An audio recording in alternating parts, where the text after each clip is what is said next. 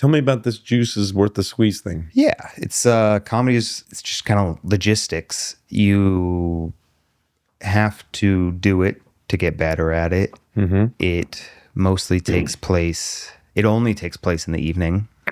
It usually takes place late into the evening. What time? I mean, it depends. You might, if you do the 8 o'clock open mic at Cap City, that's why that's a good one to do. It's you'll be out by 10. Okay, if cool. you're last, you'll be out by 10. Cool.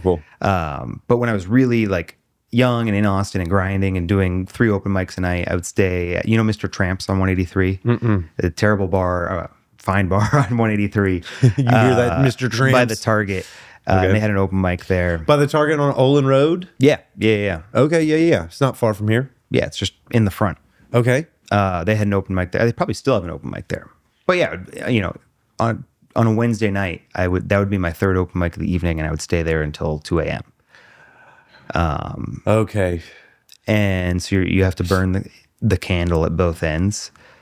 And so when I was 24, I had the energy to do that. And then, I had a day job where I could just, as long as I was sitting at my desk, I was fine.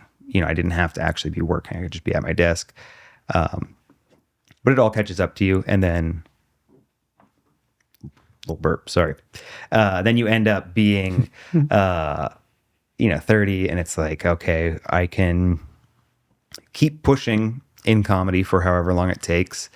And you start kind of like thinking about the numbers of it all, where it's like I could be a self-employed comedian and I live on the road 300 days a year, and my income is solely dependent on that.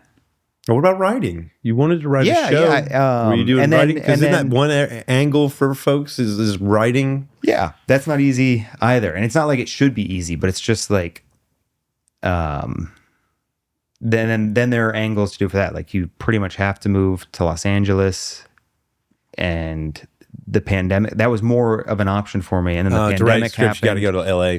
Yeah, I think I had some good momentum in comedy leading up to the pandemic, and the pandemic happened. Crushed you.